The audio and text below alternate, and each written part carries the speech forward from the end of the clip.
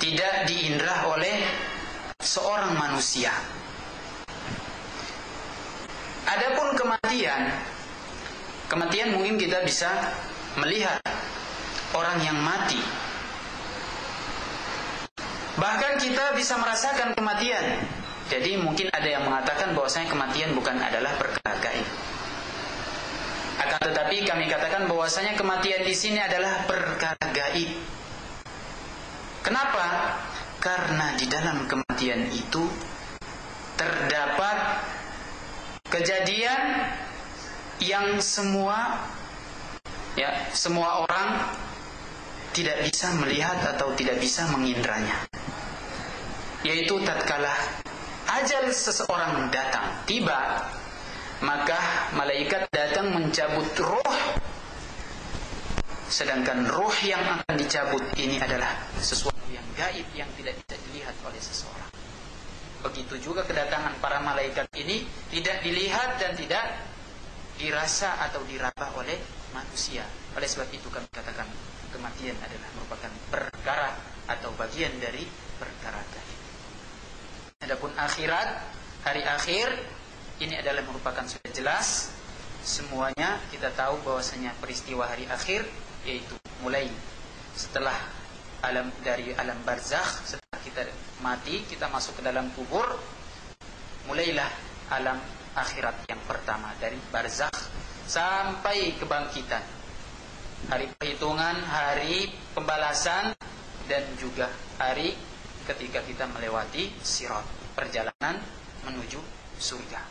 Kemudian yang hal-hal yang berkaitan dengan peristiwa yang terjadi dengan kejadian di dalam surga maupun di dalam neraka. Semua ini adalah yang berkaitan dengan hari akhir.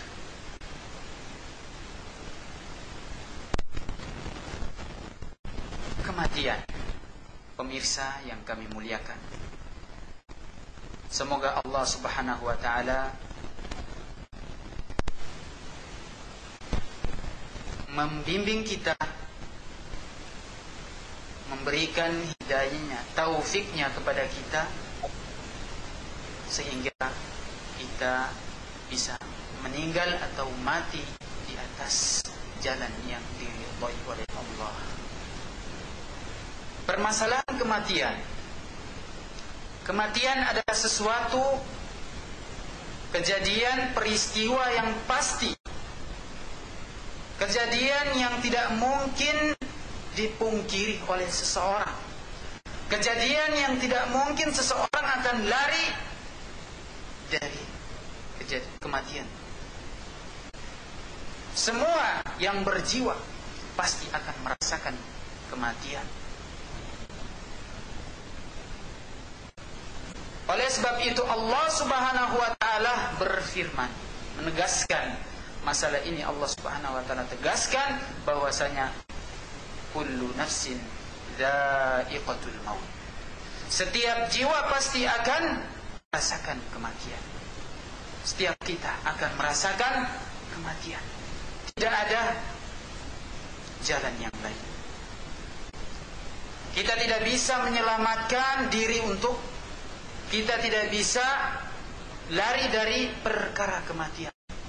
Karena memang Allah Subhanahu wa ta'ala telah menciptakan kita, menghidupkan kita, dan setelah itu Allah akan mencabut roh kita, nyawa kita. Kematian akan mendatangi, ajal akan mendatangi setiap jiwa. Jiwa yang mukmin, jiwa yang kafir, jiwa seorang yang sudah dewasa, jiwa seorang anak kecil, jiwa seorang lelaki, jiwa seorang perempuan, jiwa seorang raja, jiwa seorang hamba sahaya, jiwa seorang yang miskin, jiwa seorang yang kaya, jiwa seorang yang tampan, jiwa seorang yang jelek, semuanya, jiwa seorang yang tinggi, seorang yang pendek, jiwa seorang yang hitam, jiwa seorang yang putih, semuanya akan dicabut, akan diambil kembali oleh Allah Subhanahu wa ta'ala. Roh mereka akan diambil kembali oleh Allah Subhanahu wa ta'ala. Kapan dan di mana kematian itu akan tiba, kita tidak akan tahu kapan kita akan mati.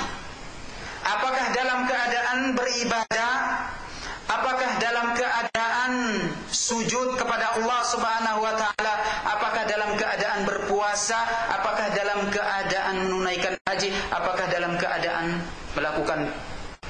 menunaikan zakat dan yang lainnya. Apakah kita dalam keadaan bermaksiat? Apakah dalam keadaan naudzubillah min dzalik, dalam keadaan mencuri, berzina, minum khamr, berjudi, semuanya. Dalam keadaan ini kita tidak tahu. Kita tidak tahu kapan waktu kita akan tiba. Ajal kita tiba kapan kita tidak akan tahu. Di tempat mana kita pun tidak akan tahu. Bi ayyi ardin tamut.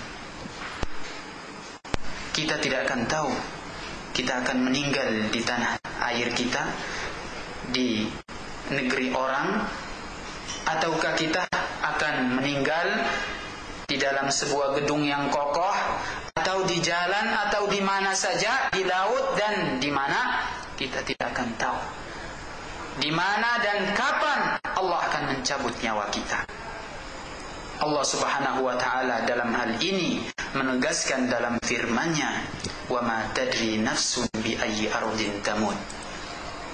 Dan setiap jiwa tidak akan tahu di bumi mana dia akan mati.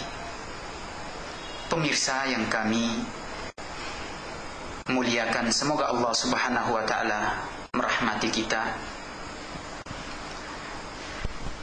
Karena ketidaktahuan, karena kita tidak tahu akan kematian kita, kapan akan datangnya, dan di bumi mana datangnya, kita tidak tahu, maka seharusnya seorang muslim, seorang mukmin yang telah mengaku iman kepada Allah dan Rasulnya, yang telah mengaku muslim, dia mempersiapkan dirinya sebelum datang kematian tersebut, datang ajal tersebut.